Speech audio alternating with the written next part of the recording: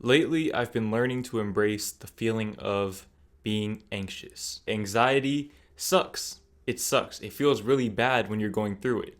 Now, my anxiety has been rather mild, to say the least, but nonetheless, I've still experienced it. Okay, anxiety is not fun for anyone to deal with.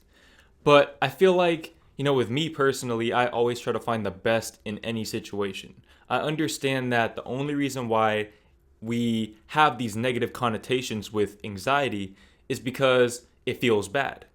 Things that feel bad, we automatically tend to place these negative labels on them, which is, justifiable. But at the end of the day, we need to control what we can control. If we're feeling anxious, it's probably for a reason. Now, for me personally, through doing some introspection, journaling, doing all of the things that I talked about in my, how to overcome depression and anxiety video, I've been able to essentially master my anxiety. I haven't been able to overcome it, but I've been able to master it to the extent that, I embrace it now. I almost enjoy it in a sense. And I know that makes me sound like a bit of a masochist, and maybe I am, but like I said, I always just try to find, the most positive attribute of any negative situation in my life because that's all I can really do at the end of the day. So, one of the main reasons why I've learned to love anxiety is because looking back on it, I've realized that every time I started dealing with anxiety, something great happened. Okay, something great would happen very shortly after.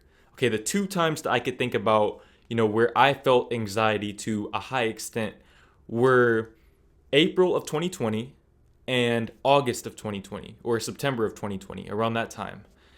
The two times where my channel really popped off were May of 2020, okay, the following month after April 2020, and October 2020, okay, the following month after September. So every time I started going through anxiety and, having that tension in my chest and overthinking and, feeling overwhelmed with life itself, something great would happen for me afterwards. And I'm starting to notice that, that's probably not an accident. That's for a reason. Okay, I think that a big part of the reason why I feel anxious before great things happen is because, like I said, I'm overwhelmed. And, what I had to realize is being overwhelmed is actually a good thing, believe it or not. I know it's very difficult when you have so many things to do and it seems like you don't have enough time in the day to do them. But at the end of the day, that's what I asked for. I want to be great, and with greatness comes, power, and with power comes responsibility. I have to be responsible and take care of business each and every day, no matter how I feel. I don't always feel motivated, but I still do my work anyways because that's what I do. It's my job. Even though I don't view it as a job, it is my job at the end of the day. It's how I make my money, it's how I keep my peace of mind, and it's how I help you guys and serve, the greater good by expressing my truth and being open and authentic in videos like this. Now, I made a video maybe a couple of weeks back talking about how I feel like something big is about to happen in my life. And I still don't necessarily know what that is, but I have somewhat of a gut feeling that it's related to YouTube and, especially in the financial aspect. I feel like things are really about to, get to that next level for me. And, as I've said in the past, anxiety and excitement are the same feeling. To your brain, they are the same thing. The only difference is the thought patterns behind the feeling. Okay, you have a feeling of assurance. Excitement happens when you are assured of something good happening in the future.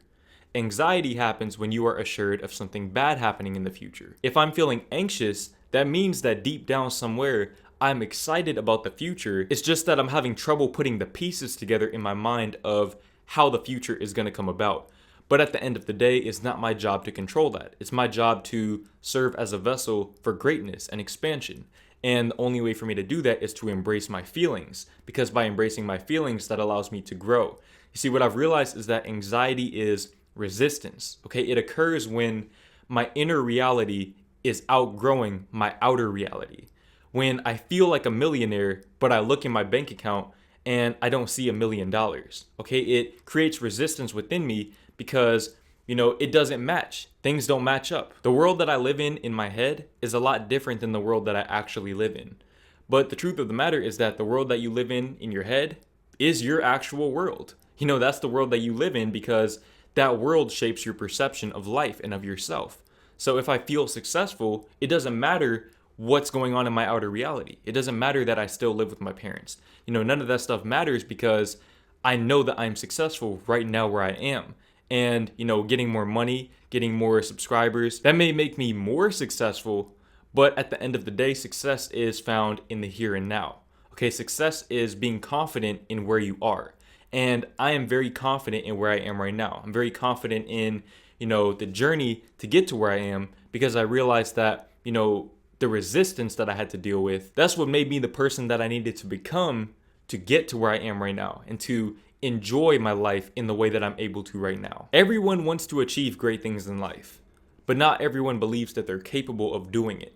When in reality, everyone is capable of doing it, but it starts with embracing resistance because resistance breeds growth. For example, when you go to the gym and you wake up the next morning and you're sore, you can't move your arms or your legs. It hurts to walk, it hurts to move, it hurts to do anything.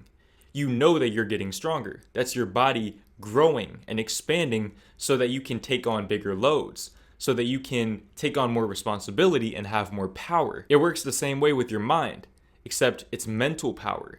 Okay, you're developing the mental fortitude to be able to handle the greatness that you're asking for. You have to continuously level up, and the only way to do that is by embracing resistance. And anxiety is one of the strongest, most potent forms of resistance that you will encounter on your journey.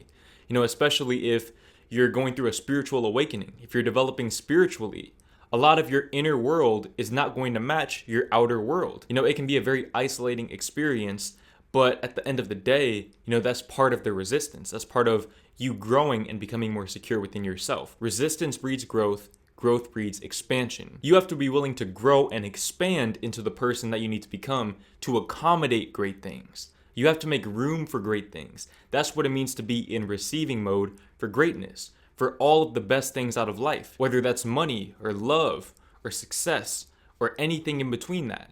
You have to be willing to expand your horizons and, develop the framework, the foundational framework to build on top of that and continue to level up. But in order to do that, you have to learn to embrace all of the seasons. This is something that Heinz talks about a lot. Okay, if you watch Heinz, he talks about honoring the season that you're in. Okay, if you are feeling anxious, you have to embrace that season. Embrace that fear within you because that fear is only going to make you stronger. It is resistance. It is an opportunity for you to expand beyond it. And what you'll realize over time is that in being at the bottom of the bottom and feeling bad, that allows you to take advantage of the slingshot effect or the rubber band effect. Imagine if you pull a slingshot back, okay, and then you let it go. It's gonna go, okay, it's gonna go far. And the further you pull it back, the farther it's gonna go. It works the same way with your mind, okay? The further back you pull your mind through resistance, stretching it out and taking on more weight, being overwhelmed, the more you'll be able to grow and, take off to that next level that you want to go to.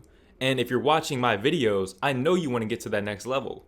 Okay, if you're watching my content, you're not here to live a regular average life because I'm not here to live a regular average life. We're here to do great things.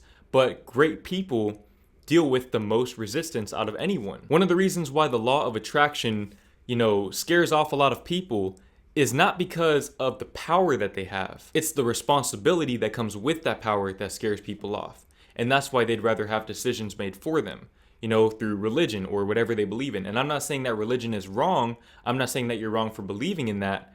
But, for some people, that's why they reject the law of attraction and its teachings and instead place all of the power outside of themselves. It's because they don't want the responsibility of, controlling their reality. That's why a lot of people are stuck in victim mode. But you can't create your reality if you're being a victim. And by extension, you can't live your dream life if you have a victim mindset. Okay, you have to learn to grow from that. And you start by embracing the resistance that comes with demanding better for yourself. Being overwhelmed, embracing that. Understanding that I am not overwhelmed by responsibility, I'm overwhelmed by opportunity. I'm overwhelmed by power. Okay, I am overwhelmed by the freedom to create my life the way I want to create it. And the best thing about experiencing this level of resistance and anxiety is that it makes you appreciate your peace of mind that much more. Peace of mind cannot be bought. It can't be, traded for. It's something that can only be found from within. You cannot find it outside of yourself. No amount of money, no amount of, women, nothing. Okay, nothing can give you peace of mind except for the decision to embrace the times when you don't have peace of mind. Once you learn to embrace resistance and embrace the seasons where you don't have peace of mind, that's when you find peace of mind perpetually. You will have peace of mind eternally because you're embracing and honoring all of the seasons in your life.